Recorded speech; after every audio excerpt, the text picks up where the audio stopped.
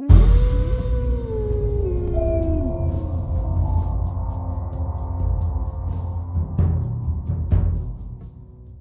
guys, it's Suga and welcome back to another video. Today it's the first book on the May Perfect Murders, my series of 8 books that we will assess if they have perfect murders or not.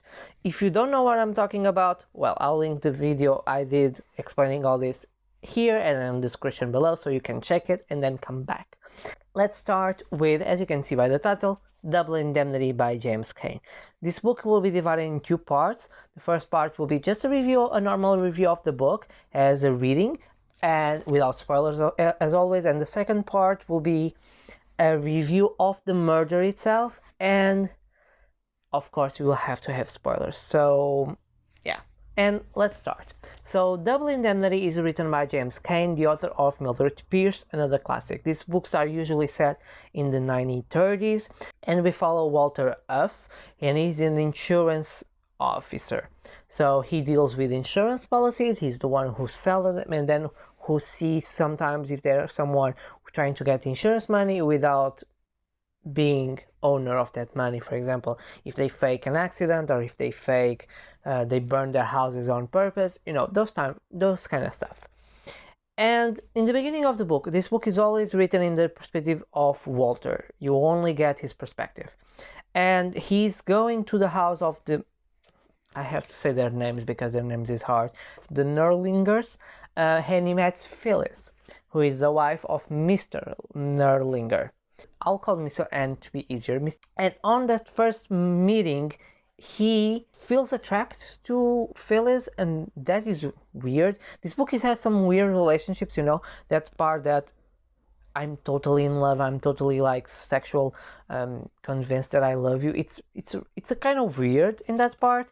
He gets involved because she starts asking about accident insurance, and he plots and he understands that she wants to kill her husband, and because he's in love with her, he helps plotting the murder of her husband. And since he's an insurance policy, he knows how the things must be done. So when you go to the scene, it doesn't seem like a murder, it seems like an accident, and she can collect the maximum amount of money. And that's when comes the clause of a double indemnity. In the 1930s, for what I get in this book, there was a clause on insurance policies that you can take. That was if you get a train accident, the insurance policy doubled. Because I believe they were so rare, the train accidents. What we understand from the book, people are so scared of, you know, when you are driving, you don't think about the consequences so much, and on the train, you measure a little bit more, and the occurrence were much lower, so they can put that clause. So instead of she receiving $25,000, she will receive $50,000. So they murder and they plot everything to be murder in time to collect the insurance. Things work well, but then backfire, because one of the guys that work in the insurance policy starts to get suspicious, and things start to unveil with Phyllis' stepdaughter, Phyllis' past. Let me say, this book gave me a lot of vibes of what The Kind Worth Killing by Peter Swanson, and I can see where Peter Swanson takes some inspiration of. On the femme fatale trope, I was like, whoa, this really gave me vibes of The Kind Worth Killing. The book itself is entertaining. Sometimes it's a bit confusing because I had some scenes where the dialogue doesn't say who is talking, and there were like 3 persons in the room, and I was like, okay. For what they are saying, I tried to stipulate who was saying what, but it was not like straightforward getting the point what they were talking about. I really like the way James can explain all the things, from the insurance policy to how the things would work. I think getting the perspective of only Walter, not give us the whole idea, is good for this type of books, because you always in the mystery and you always in the suspicion of something happening, and that's really interesting. It's a very small book, it's a very fast read, you know, the book is not very big, it doesn't evolve so much. If you want to read this novel for the aspect, I think it's a very interesting novel for the setting of the 1930s, for the noir crime movies, the vibe of detective with those hats and those femme fatale with all those dresses. And I really enjoy that. I think it was really entertaining. The way they talk, the way they describe the relationships. Overall, it's a very enjoyable novel. I think for the crime itself, it's really interesting to see how things are gonna work. And definitely a good, I won't say it's a detective story, because you don't have really a detective and we don't follow a detective. I think it's, like I said, it gives very much the vibes of the kind worth killing of the 8 Perfect Murders, that you have someone who is gray and everything starts to mess up. It's really good, and it's a small read. I read this like in one day. You can read, definitely, if you are a reader of one sit, you can sit and read this one point to the other, because I did some appointments for the murder and for the scenes. I liked it, but I definitely recommend this one. So if you've seen this till now, thank you so much for watching. I will start now my review of the murder, so if you don't want to get spoilers or if you don't want to hear the discussion, thank you so much. I'll, as always, comment, like, subscribe, and I'll post videos every Tuesday, Thursdays, and Saturdays. If you want to check, during this month I'll try to put more videos, maybe. Let's see how it goes. Yeah, and now let's go to the murder. In Peter Swanson's list, this was described as a perfect murder, and how that it is. I think it goes by showing that it's an accident. You know, usually when someone dies from an accident, you don't think immediately as, oh, it's a murder, unless there are free ends that people cannot and say, well, it could be a suicide, and that's what happened here. When they did the insurance policy, the husband didn't want, so they made on behind his back, but they make in a way that he was the one to contract the insurance policy. Because one of the first things we learn from detective stories is that if the wife or the daughter or someone else does an insurance policy for someone else and that someone else dies, they are the suspect because they want to collect insurance. In this case, what he made is he spent Walter spent a little bit of his money, saying that he got a mistake on his car insurance policy, and make him spend another check because he said this check is already there, so it will give a lot of trouble. I have you the money, so I give you the money and you give me the correct check. While he's opposing 2 checks, he makes the payment for the 2 insurance policies, and because he signed the papers without reading, which is a thing that people should never do, because never sign anything without reading, but that's what happened.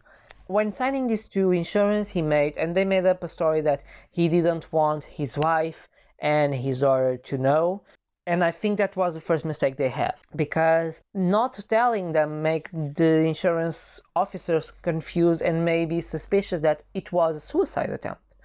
Because they wanted to know, because they will get worried, so they will try to see, well, maybe they worry because he has suicide thoughts, so it's a suicide, so let's not rule in the case of an accident. Another thing that caught up the attention of the officers was the murder. How do I explain this? He wanted to get on the train because it had to be a double indemnity. Mr. N didn't like to go on the train, but he has a high school, I think it was high school or college reunion, and he accidentally broke his leg, so he had to take the train to go there. So that was their opportunity to kill him. The insurance policy got confused because he has insurance policies and it didn't activate when he broke his leg. For me, I don't know how it works, but for me, sometimes it doesn't make sense, you know? They question a lot of why he didn't activate, you know? He broke his leg, and I was like, yeah, it was just a leg, you know? I don't know how insurances work or how policies work, but maybe he was trying to save for something more important, because if you may need it, or he's trying not to increase the payments, you know, all those types of stuff that people try to avoid. So I don't think that will be the main reason to think, oh, he's trying to suicide. Maybe for someone who is already on the field, they have a different perspective, but for me, I definitely won't think that, well, okay, he broke his leg, but maybe he didn't want to activate the insurance because he thought it was not worth it, you know? It could happen. It's not the first time we see that, but definitely that ring a little bit of the bells on the insurance company, and then after the way he died. So how Phillips and Walter planned the murder is very simple. The first things Walter starts to say is that, and I have here, is you have to do it with help. You cannot do it alone. It's one of the first rules. The second important thing is you have to have the time, the place, the way, all known in advance to us, but not to him. So you have to plan a lot and have everything planned and scheduled so it goes correctly. And the third important aspect is the audacity to do it, because you cannot be frightened there. And then he gives an example of, playing seeds of alibis, of places, of hours, to avoid the circumstances of you were in the scene. They have to do it in a way that it doesn't seem that Mr. N died from a heart attack, for an apoplexy, something that could be a natural cause, and make him fall away from the railroads. And everything is planned on details. So Walter, on the day they decide to murder him, that is the day that he gets on the train, he gets everything very well planned. So he arrived at home, he has a Filipino live with him, like, I don't know why, it's never very explained, but he makes the Filipinos see him and says he's gonna work, he has a lot of things to work, he's just gonna stay there listening to the radio, so fine. And then he starts making calls, like he calls his jobs to the security saying, well, I think I left my book of rates there, can you see it? Oh no, I think I don't see it here. Oh, never mind, I will try to call, maybe she put it on another place. And then she calls her secretary, do you see my book? I didn't see it anywhere. And planting seeds over the time. They say, oh no, he called me at those times, he was at home. And he makes the same things. Before he leaves house, he prepared the buzzer, the phone, so he could see if someone called him, if someone buzzed the door, so he could see if someone was there and he was in home. So he could prepare, like, in an investigation, I was in home all night, but someone called you and you were at the end. So he could say, I was in the bathroom, I was taking a bath, I was just taking a walk, he could prepare himself. The third thing was, he said he was listening to the radio, so each time that he's on the car, he's listening to the same radio, so he knows what it passes on. He's very prepared.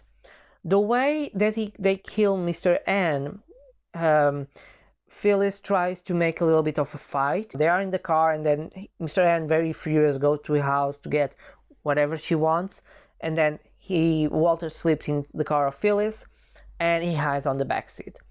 After he dives into the backseat, when they arrive into a very, I think it's a dark alley or something, he snaps Mr. N neck, so it's a broken neck. Very conveniently, with if you fall off a train in movement, you can break your neck. So that was very consistently what they are trying to do. And then everything was planned. So Phyllis had the body in the car. Mr. Walter took the place of Mr. N. So he was dressed in the same suit, on the same color. He was dressed, he had a one-pin leg, and he tried to avoid contact with people, so people don't see his face. When the train starts moving, he jumps off it in a way not to hurt him. So like a little bit of, oh, let me go a little bit, okay, fall, and he's safe. Wait for Phyllis to come with the body, place the body, and then go home. And it's like, I go home to this place, and then I jump to my car, and then we go home, and then we can see like each other's days. And everything that comes after is Walter saying to her, the insurance is trying to say this, you're gonna file this, you gotta say this, the way he instructs her. Now, the murder is brilliant, you have to admit it. Anyone could, especially with a broken leg, in an open train, you can fall off, like with the movement, with a rock, we can just like a tension break or something, and you can limp, and if he's not accustomed to ride on the train, like I didn't saw that, and he falls and he broke his neck. So in terms of everything, it works very well. The problem here was the past.